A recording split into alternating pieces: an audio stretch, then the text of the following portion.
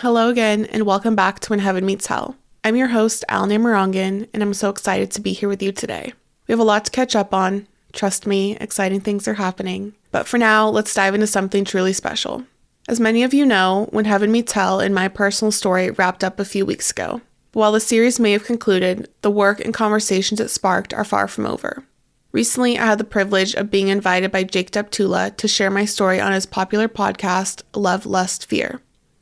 You may know Jake as the co-host of Strictly Stalking, but this time he gave me the platform on Love, Lust, Fear, and that episode is now live. I'll include a link in the show notes if you'd like to listen.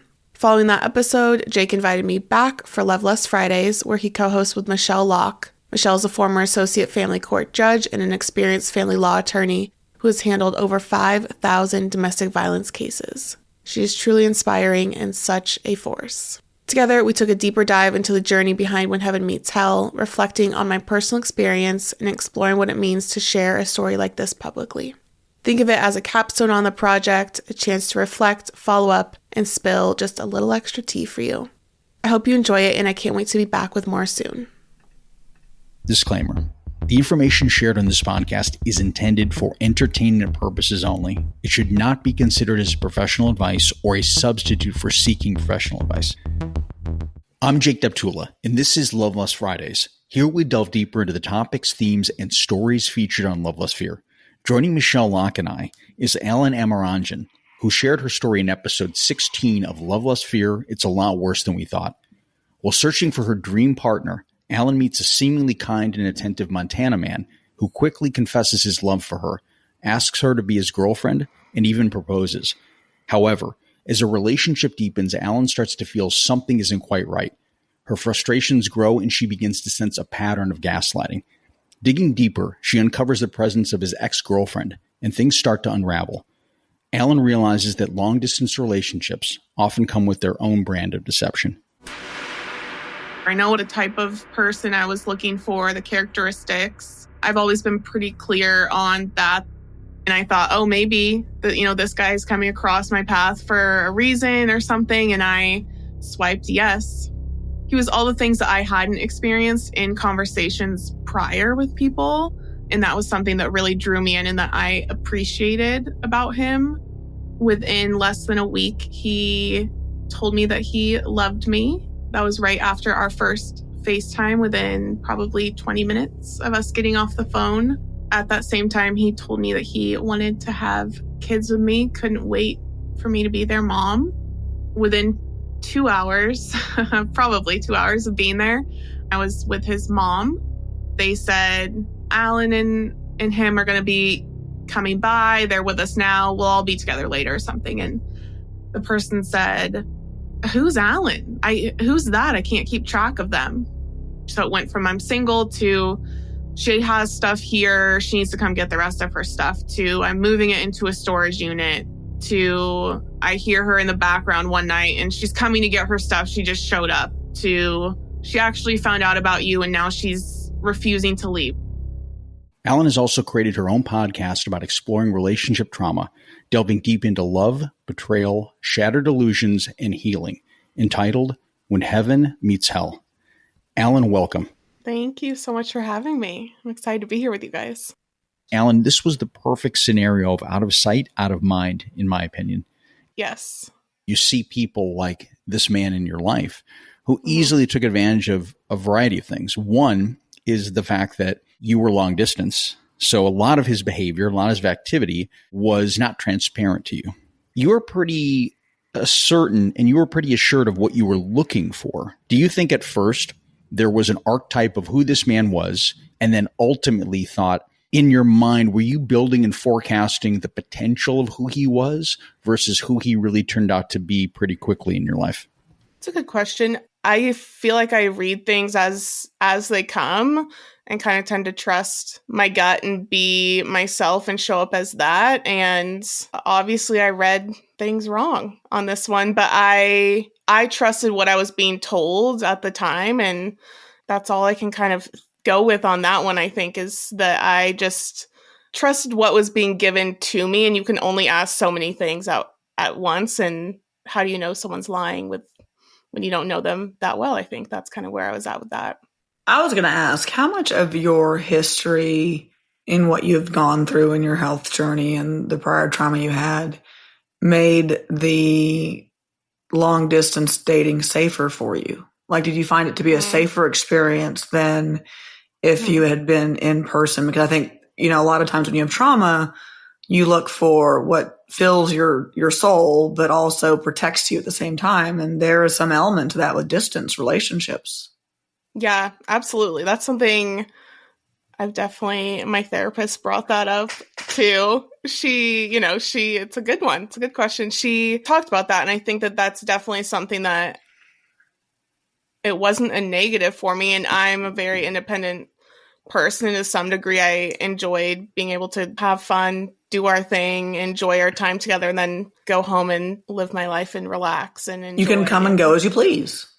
Yeah. And, there's pros and cons with that. And if you think of that on his end, then that's a different story. If we're coming and going as we please, but using that in a different way. Health-wise, I think it was my reprieve was when we weren't together, because I was on a roller coaster, and whether I realized it or not, when we weren't physically together is when I was down and usually pretty rough shape health-wise and kind of in bed recovering, trying to feel better for the next time and get my strength back. So it ended up working out, and it was fine for me. And also my health team is here, obviously. And so it wasn't like I was making a move and uprooting my life there completely at that time. So I think it lended itself to me in my life. Well, because as your mom said, you never packed.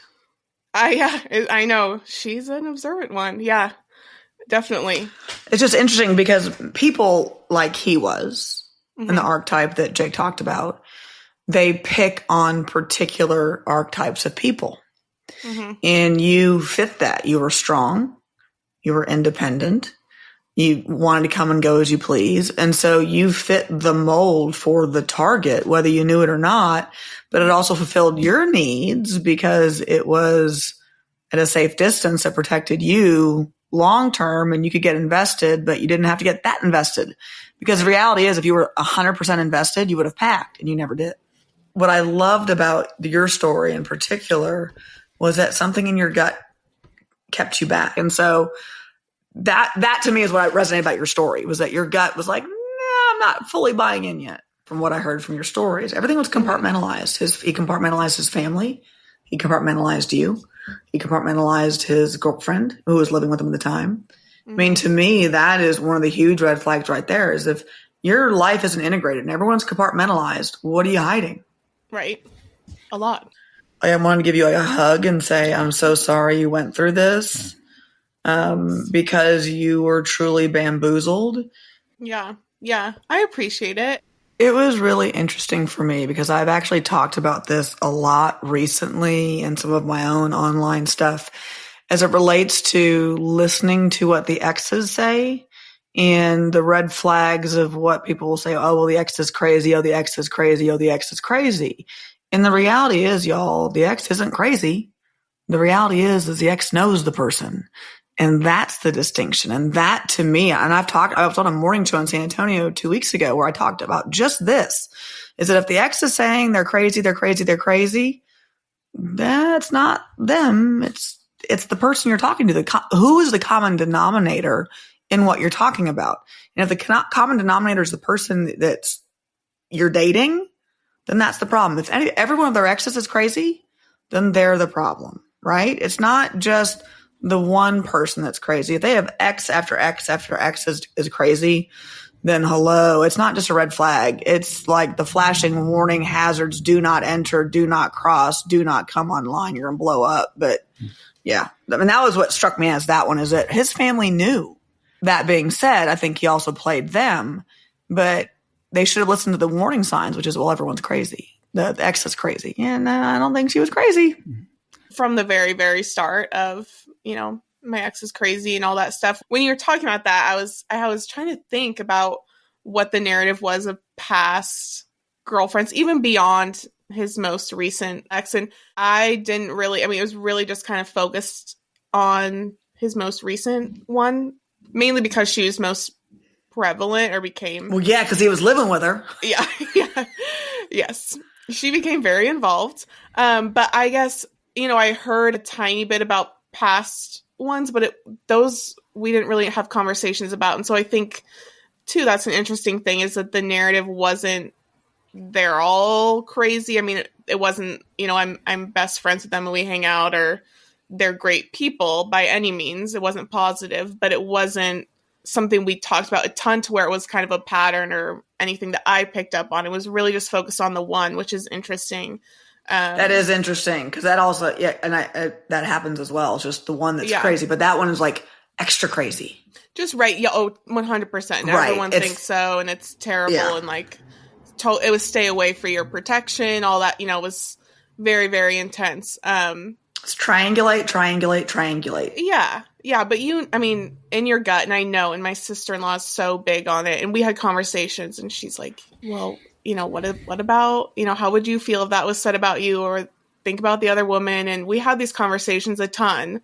What would it mean if a man says that? And we had them. I think that's a big part too of the gut instinct. And it's, there's two sides to everything, and what made him say that. And I feel like it was always just an information gathering session, and I never fully got a ton. I got as much as I maybe could.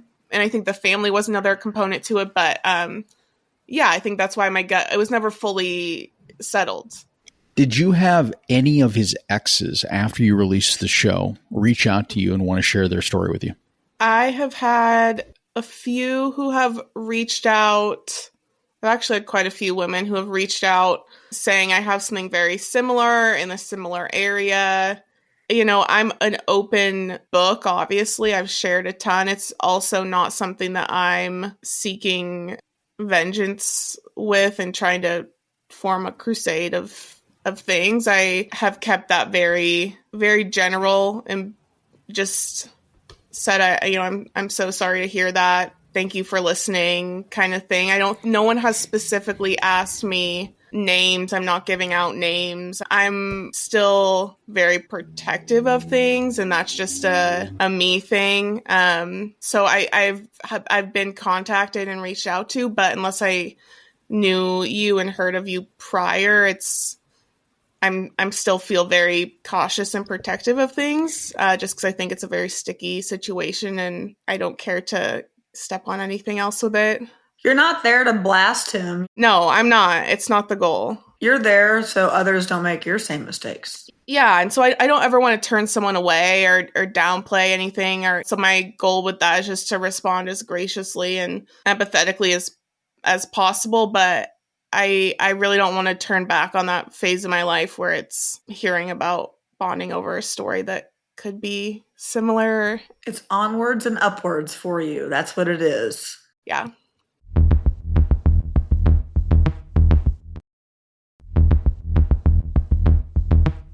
Your episode of Love, Lust, Fear was recorded before you released your podcast.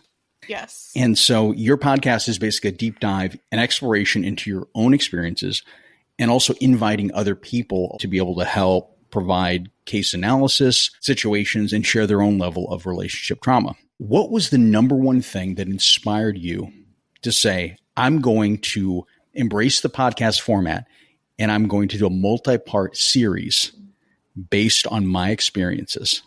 Just wanting to talk about it in a expanded format for women, because there's so much to get into with these things. I felt heavy carrying it.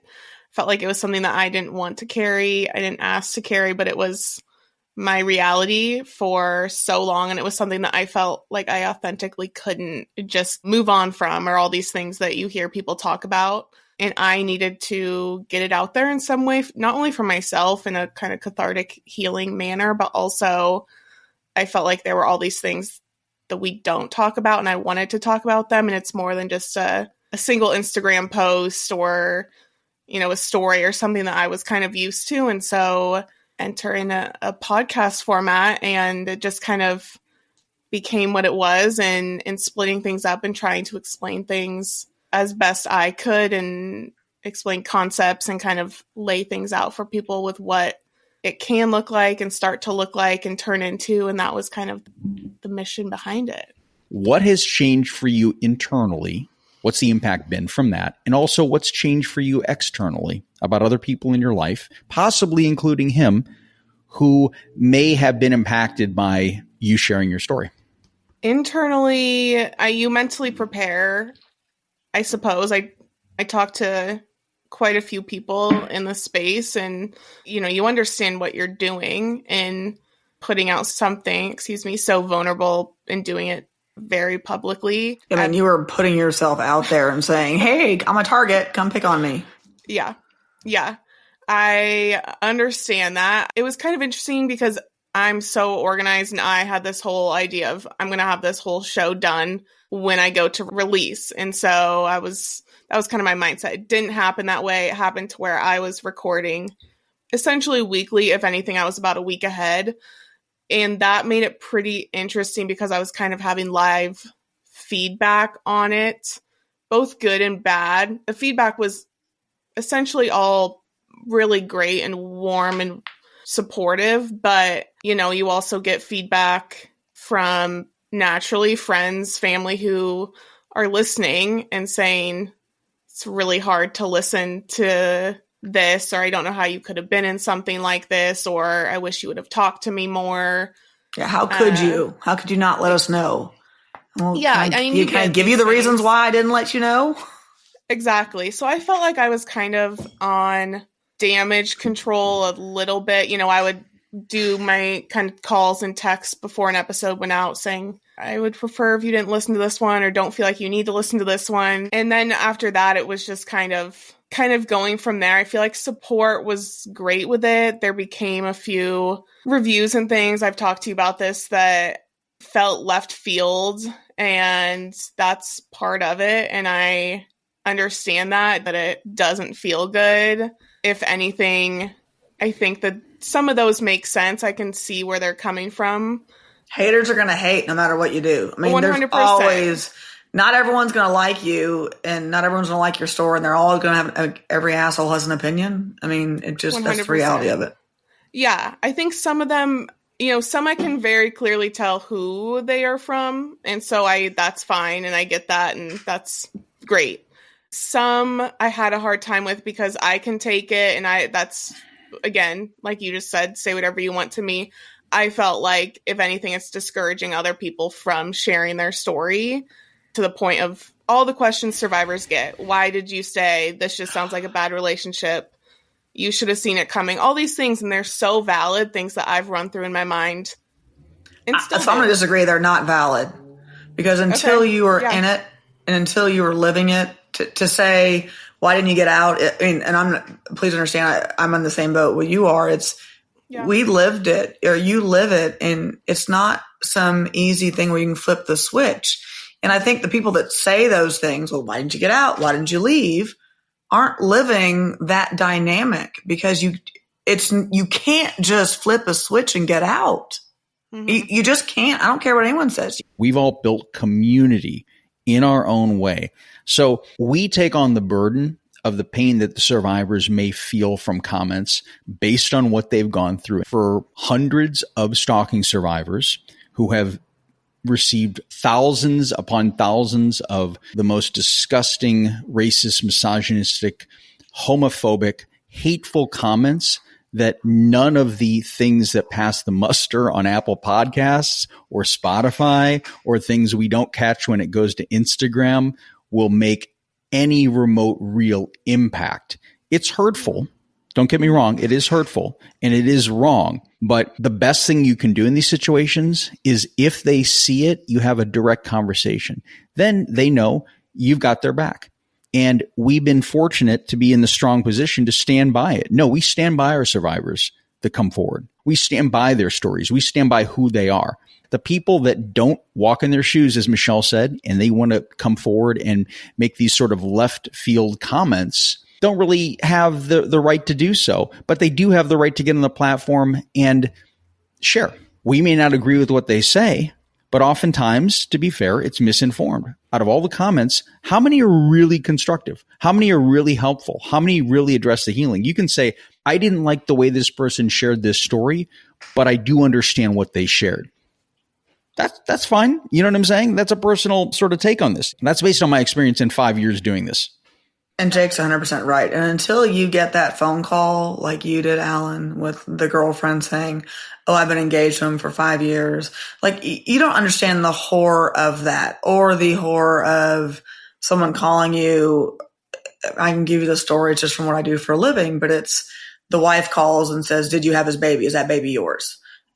That stuff happens. Everyone thinks, oh no, that's just in the books. Y'all, it's not. After doing 22 years of family law, I can tell you it's not just in the books. It is the reality of life, because guess what? Life is messy. And to go back to what Jake said, survivors are survivors, and they survive everything. And they don't get to the bit where you are, Allyn, telling your story and sharing it and being as vulnerable as you are without basically giving everyone the middle finger. Okay, this is my story. This is my truth. Take it or leave it. Shove it. Don't care. Right. Yeah. Sorry, Jake. I had to use a middle finger at some point today. It makes me happy. Well, no, we need the audio captions on this one because, Allyn, we've talked about this before. Michelle is a very visual person, and she likes to use cues in order to signal certain things, like Jake's talking, middle finger goes up. Allyn's talking, smile and nod. It's really about that, and I wish we were recording video just for this purpose, but unfortunately we're not. So anyone listening, we don't have video representation, but we'll do a frame grab afterwards, and just to see what kind of cast of characters you're dealing with in your hearing. There's a reason. There's a reason why we don't do video right now. There's a lot of reasons why we don't do video right now.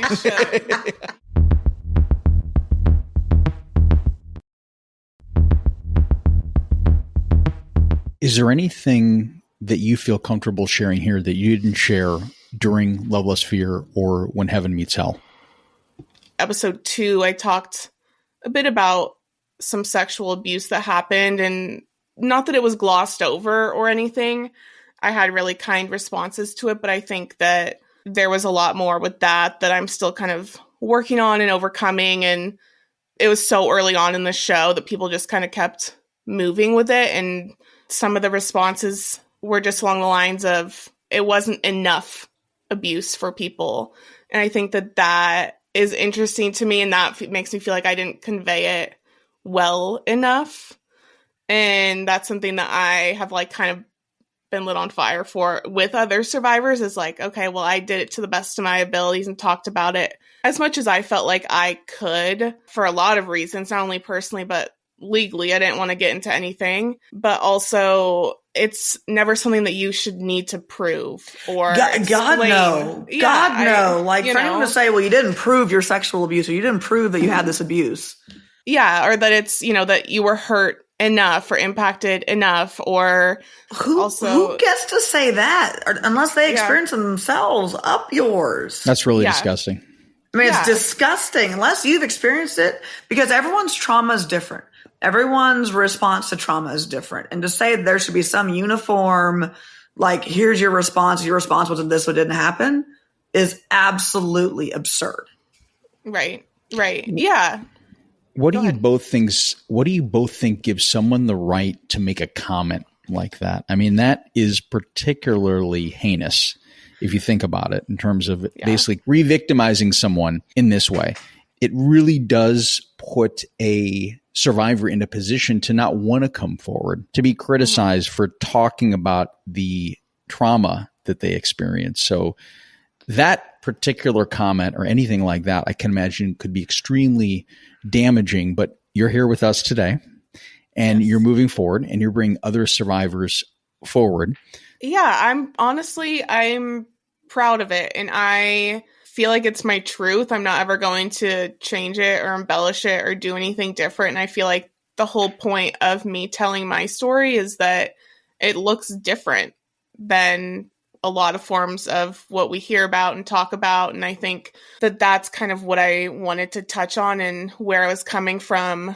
And if that's not, quote unquote, enough for someone, or enough for someone who's experienced more, then that's their prerogative and that's their experience to go through and work through. I feel like, again, and I will say this and have said this, is I'm my own worst critic, and I have thought through any comment probably that you can throw at me, I've thought of it myself prior, especially in thinking through sharing your own story. I've thought about it, and I even thought about that one and I've sat with my therapist of being like, is this enough? I would never want to, stand next to women who have been in abusive situations for longer or who have gone through something maybe more severe physically and claim that mine is the same. And we've had those conversations at length. That's something that I've had to work through and rectify. And it's not a competition. Abuse is not a competition. It's not a competition for who had it worse. Everyone's experience is unique. Everyone gets to live their own, whatever their trauma was. And good for your therapist, by the way, for helping you through that. That's an amazing therapist. She's wonderful.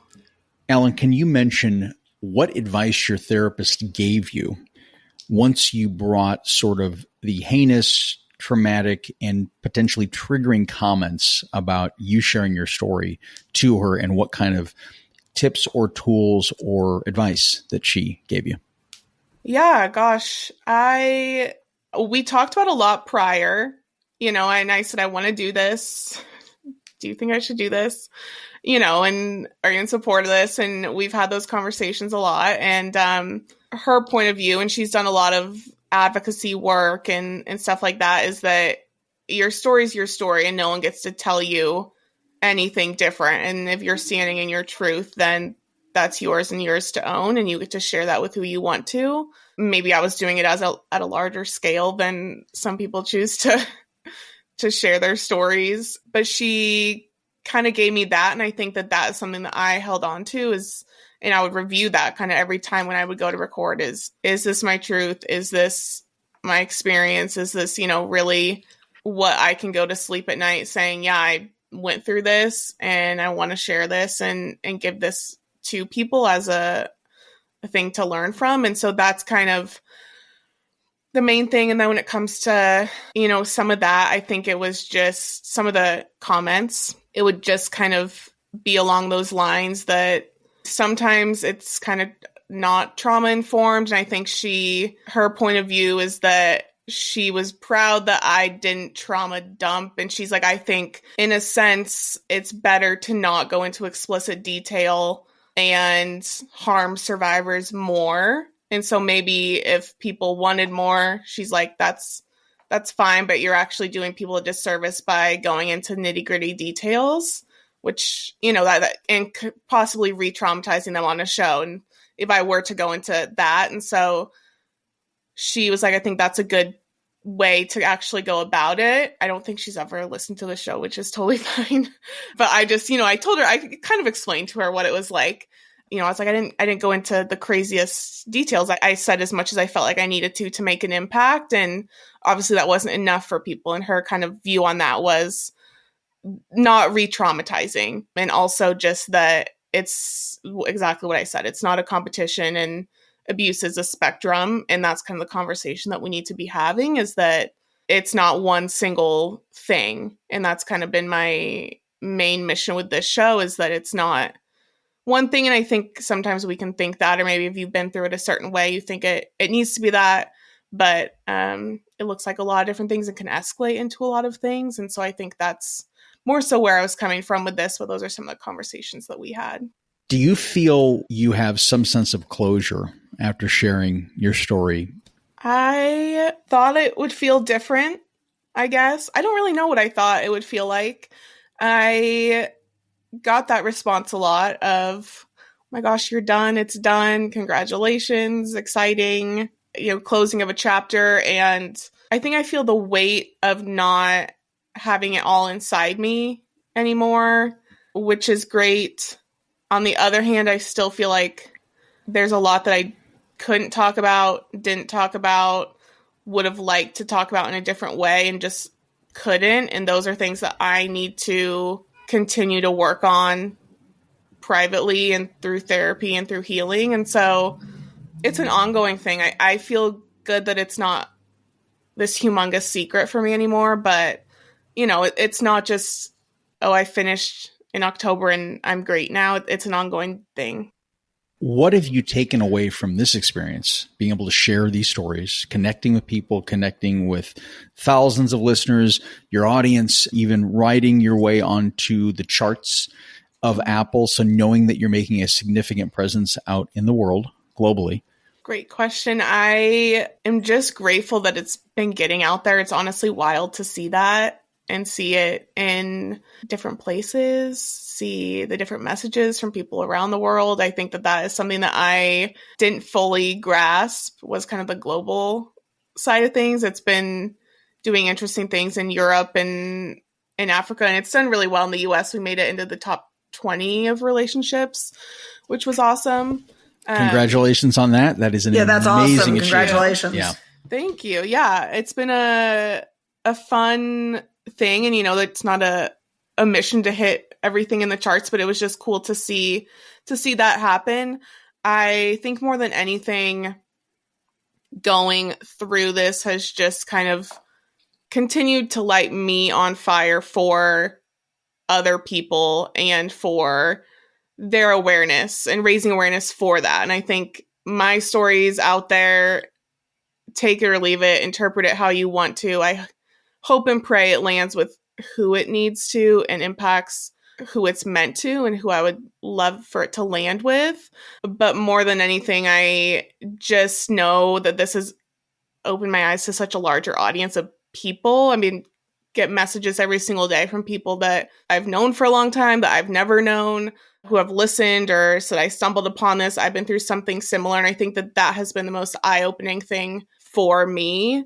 And you just can't comprehend. And I know the statistics, and I know how many women these things impact and hit every day. But to really tangibly see that, I mean, on my cell phone, talking to people day in and day out, I think has been the most impactful thing for me, and just really reinforce the fact that this needs to be talked about. I always say there's never enough people talking about it. How I talk about it is going to land with some people versus how you do it on your show versus how other people in this realm talk about it. And so I just feel like I'm going to keep going. I'm going to do it and kind of keep going with more episodes. And it won't be my story. Obviously, we've talked about me in far too much and in depth, but just trying to help spread that awareness and talk about it in any way possible, because it needs to be talked about. Thank you for joining Allyn, Michelle, and I on Love Lust Fridays. Thanks for listening, sharing, and supporting.